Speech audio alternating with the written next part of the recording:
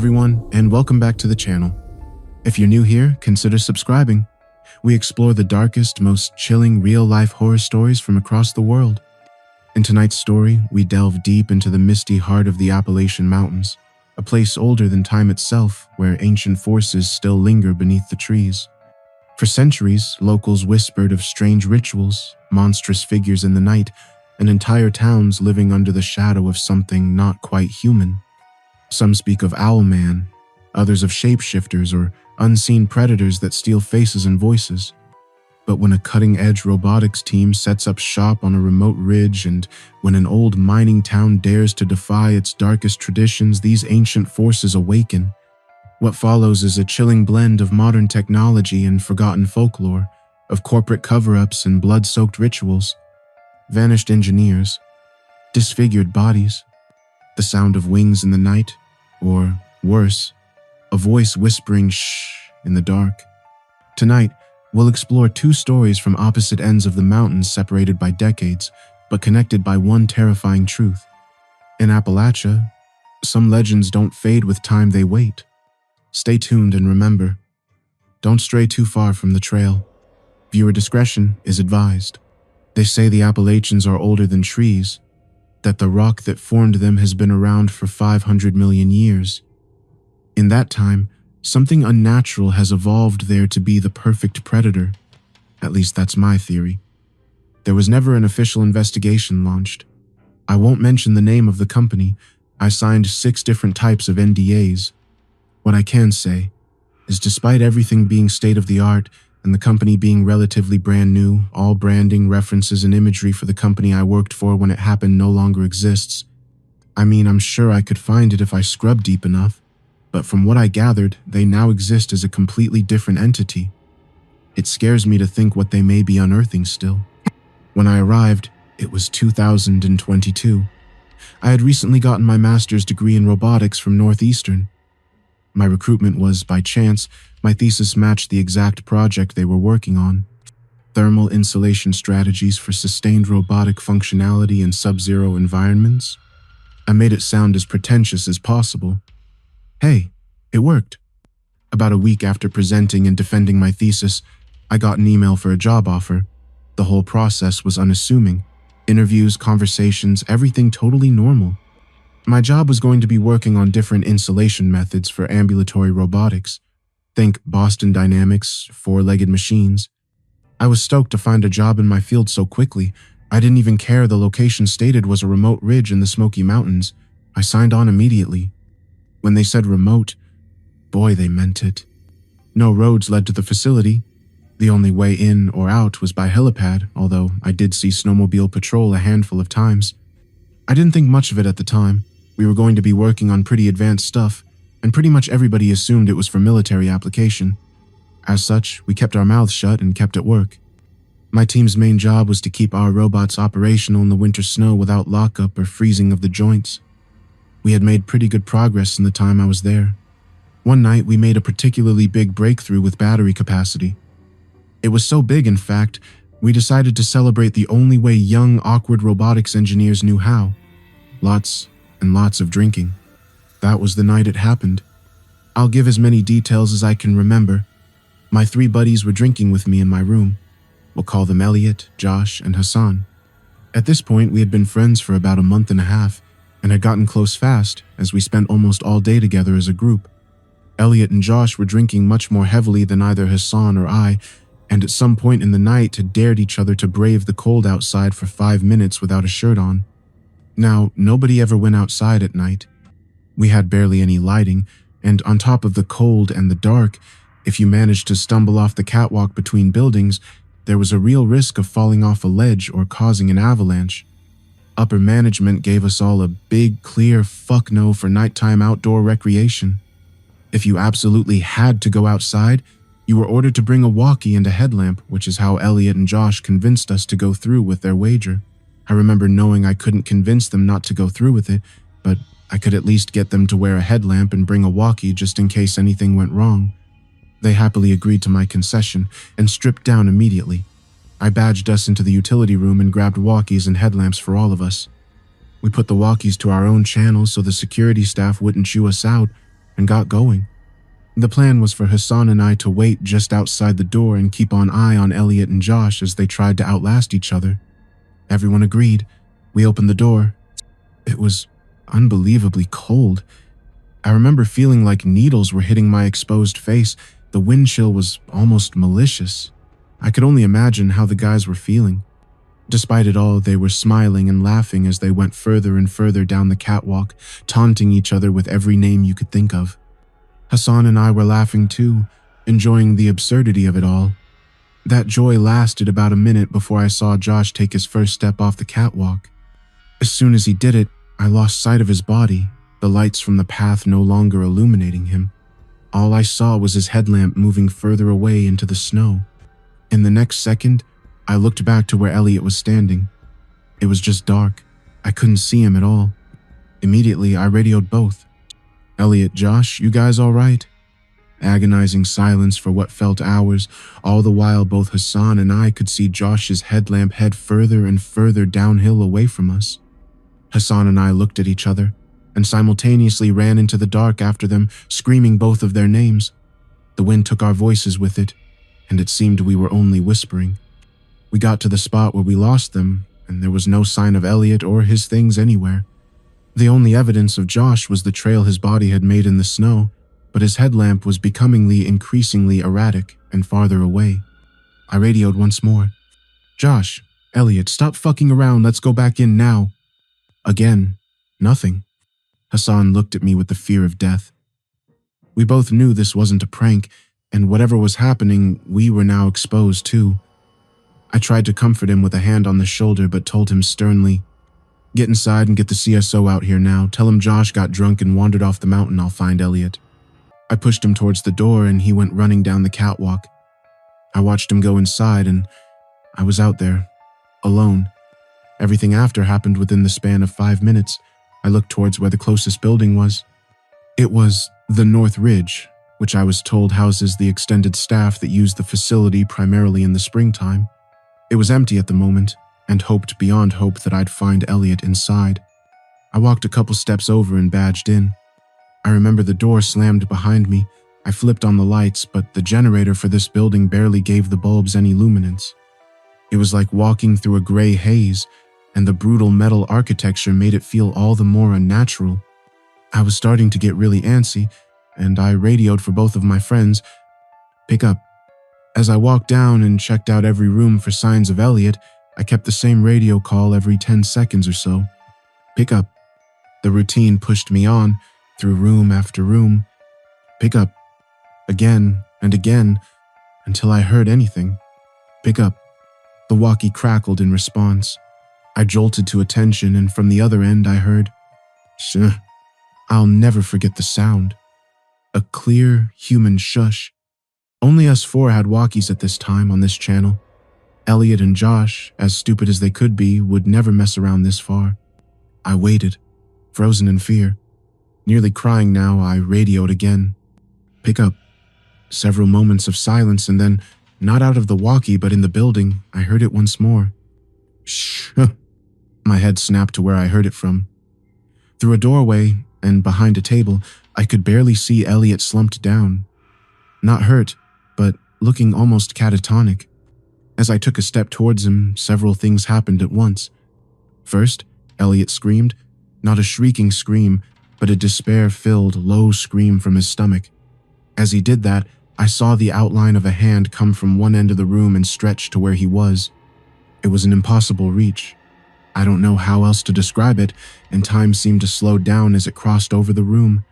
It enveloped Elliot's face, and it changed him. This part fucks me up the most. Everything else my brain can almost rationalize, but I saw my friend's features fold inward like a soft cloth. His eyes, nose, and mouth folded in and flattened into nothing and then came back. I screamed. Primal, guttural, animal screams came out of me as I ran out of that building and back outside. I'm ashamed, but I never even turned to look back or thought for another second about helping Elliot after that. I still carry that weight with me. I bolted out of North Ridge and onto the catwalk. To my surprise, there were maybe 10 fully equipped soldiers heading towards me with weapons drawn. 2 of them grabbed me while the others proceeded into the building. As I was being taken away, I listened for gunfire. There wasn't any the rest of the night. They never found Elliot. At least that's what they told me. They said that they found Josh's frozen body huddled in the snow several hundred yards down the mountain. His headlamp was still on, and he didn't have his walkie on him. Of course, they questioned me about everything that happened, but strangely, my interviewers didn't act incredulous when I told them about the shush or the hand or Elliot's face. They simply nodded and wrote it down and asked for more details. They didn't ask me to talk to the cops, just to sign an NDA so that the company would not be linked to any of the alleged circumstances that occurred that night. That got me thinking of so many more questions. Why would this not become an immediate investigation? How were 10 uniformed soldiers immediately there within 5 minutes when this was a remote scientific facility? What was the real purpose of the Northridge building? And, come to think of it, how did my badge even work to get in? There's so much more I wish I could tell you all that I feel would link some loose ends together, but my hands are tied and, quite frankly, I'd like to forget most of it. I still do robotics work in the Northeast, but I will never go anywhere near those mountains again. I suggest you don't either. In the Appalachian coal town of Paynes Creek, there was a procession on the second Sunday of every May. Dressed in white robes like ancient druids, the mayor and the Protestant clergyman led 3 bulls, garlands hanging from their necks, down the town's main street and up into the mountains. There, rumor had it, they were offered to the Owl Man, who, if not appeased, would wreak havoc on the small West Virginia town. My dad never believed the legends of the Owl Man. He called it a pagan superstition, and whenever the procession would pass our cramped 3rd-story apartment, he would cross himself and utter a prayer. A native of Calabria in southern Italy, he was a devout Catholic. Every morning before his shift in the mines, he attended Mass, and every night he prayed the rosary. My father and the other immigrants brought in to work the mines may not have believed in the Owl Man, but much of the town, the descendants of the Scotch, Irish, and German settlers who had inhabited the mountains and hollers around Paynes Creek since the early 1700s, did, and they knew what would happen if the Owl Man was not appeased.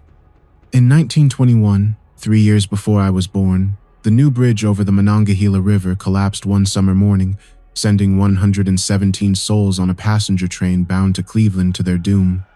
Some blamed the engineering firm for the disaster, but many of the townspeople blamed the Owl Man, claiming he was upset at the scrawny bulls offered to him that past May. When I was 10, the procession only had 2 bulls, for this was during the Great Depression and times were tough in our little town. My dad laughed, saying that it appeared that the townspeople were slowly gaining some sense. The next morning, for the first time ever, the bulls returned from the mountains alone, their garlands gone. Deep scratches, like those from an owl's talon, ran down their backs. Many in the town were hysterical, screaming that the Owl Man would soon have his vengeance, but my father just laughed at the local superstitions. It was the last day of school before summer break when disaster struck. I remember staring at the clock, counting down the minutes till freedom, when I heard several loud bangs. I looked out the window and saw thick black smoke rising from the mine 2 miles in the distance.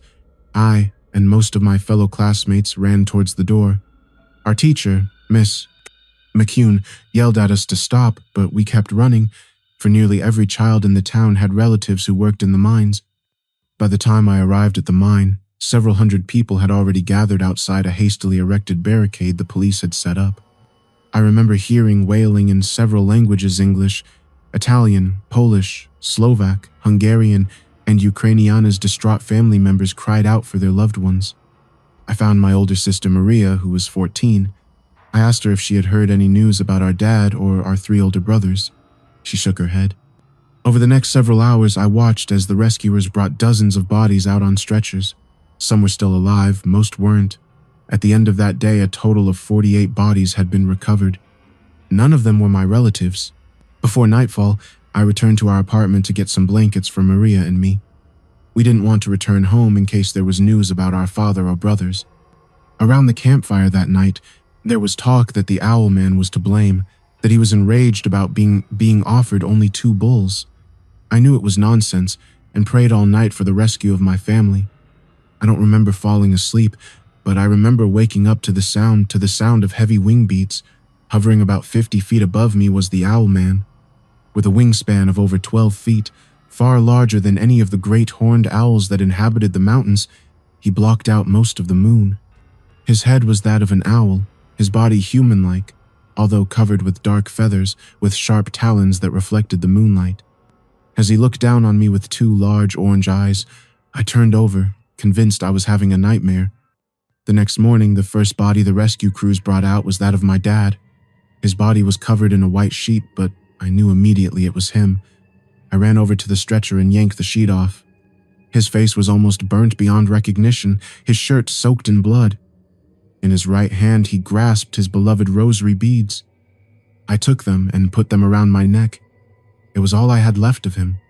Over the next few days, hundreds of other bodies were recovered, including those of two of my brothers. That of my oldest brother Giuseppe was never found. I held out hope, but eventually came to accept he was gone. My mother having died from tuberculosis 4 years earlier, my sister and I, like dozens of others of the town's children, were orphans. We were sent to live at a Catholic orphanage in town. The first day I got there, one of the nuns asked me what my name was. I told her it was Giorgio. She told me that I was in America and that my name from now on would be George. I started crying and she slapped me across my face, the first of many beatings I suffered there. A few weeks after arriving at the orphanage, the mayor came in just before dinner time dressed in a 3-piece black suit with a matching top hat. He said that a wealthy banker from New York City had read about the disaster and wanted to adopt 2 children. He asked us to write our names down and put them in his hat. I wrote my name as neatly as I could, praying that I would get chosen. I didn't want to leave my sister, but I didn't want to live out my childhood in this orphanage with the cruel nuns. The first child to be picked was a 14-year-old boy named Jan. The second was me. I packed up my meager belongings, put the rosary beads around my neck and said goodbye to Maria, promising her that I would write and that I would try my best to convince the banker to adopt her as well. The mayor put Jan and me in a Cadillac 516, the first time I had ever ridden in a motor car, and drove us to the Methodist church, the most prestigious church in town, where all of the local politicians, bankers, and mining executives attended. I had never been inside before and was surprised at how plain it was. No stained glass or statuary, just simple whitewashed walls and oaken pews. I was told that the banker would be here to collect us shortly.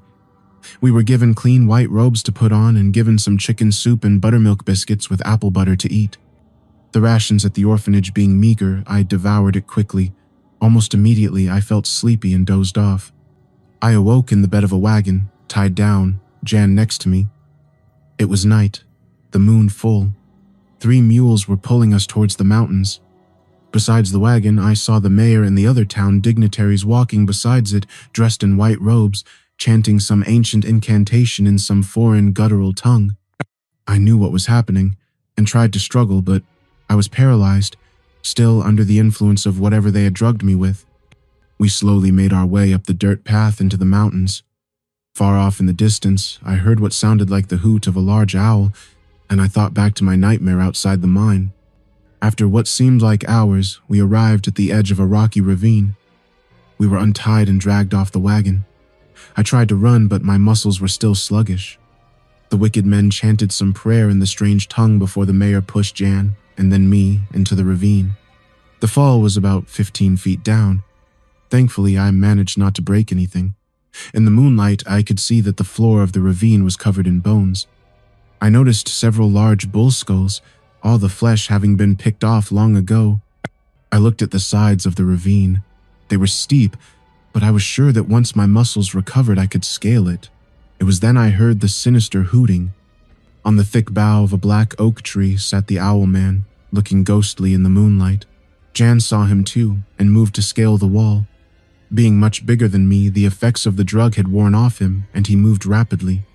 He was halfway up when the owl man took flight and grabbed him in his enormous talons. He flew off with the screaming boy to the oak tree. I tried to flee but was unable to move. I watched as the owl man disemboweled Jan with his enormous talons as he slowly tore off pieces of flesh from the writhing corpse. Eventually, the screams stopped. I tried to will myself to move, but could only take a few languid steps. I heard the owl man take flight, the beats of his wings nearing me, his appetite apparently not sated. I was dead, I used all my energy to remove the rosary beads from my neck. The owl man landed a few feet away from me, standing over 10 feet tall, staring at me with glowing orange eyes the size of dinner saucers. He smelled like rotten meat. I started praying the rosary as my father had taught me. There was nothing else to do. I kept waiting for the owl man to attack me, but he didn't. He stood by me all night, but never took another step closer, as if he was repelled by an invisible force. I never stopped praying, even when my mouth was dry as dust and I thought I could not utter another word.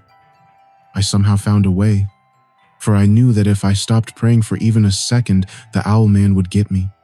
At the first rays of dawn, the owl man finally alighted and flew deeper into the woods. The drug having worn off, I climbed out of the ravine.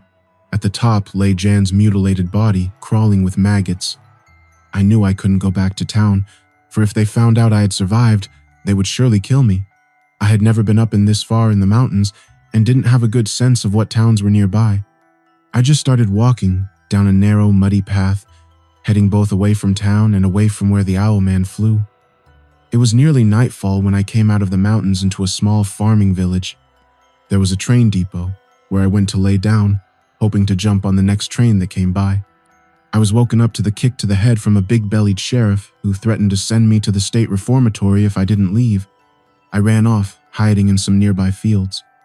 Early the next morning, I heard a freight train rolling into town and ran towards the tracks, praying that the sheriff wasn't nearby. As it slowed at the depot, I jumped into one of the open boxcars. After a few hours, the train stopped in Pittsburgh, where I jumped off. I'd never been to a city before and was amazed at the sheer size of it.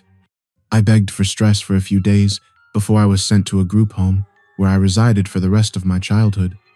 When I was 17, I made the journey back to Paynes Creek in search of my sister, confident that no one would recognize me after all these years, not wanting to draw attention to myself by asking about her. I went to the town's tiny library and looked through the old newspapers, trying to find a wedding notice or some other clue to her location. After several hours of searching, I found that she had married a lawyer in Pittsburgh when she was 16, just 2 years after the disaster. I couldn't believe that for all these years she had just been living a few miles from me. Before I left, I visited the churchyard, nestled in a small clearing near the base of the mountains, and paid respects to my parents and brothers. It was near sunset, and from the mountains I heard loud hooting. That was the last time I ever stepped foot in Paynes Creek. Back in Pittsburgh, I tracked my sister down to a Victorian mansion in the Shadyside neighborhood. A servant answered and told me that there was no work to be found here. I told her that I was Maria's brother, only to be told that all her brothers were dead. I barged into the house and started screaming in Italian for Maria. She came down the stairs wearing just a robe. She stared at me for a few seconds before recognizing me. She hugged me, crying, telling me that she had been told that I had died in an automobile accident. I lied, telling her that the banker who adopted me was a cruel man who beat every day until I ran away. I never told her the truth. She died a few years back, nearly 100, not knowing the reality of what lurked in the mountains. I never told anyone the truth, until now. I sometimes wonder if the owl man still lives. My time is running out.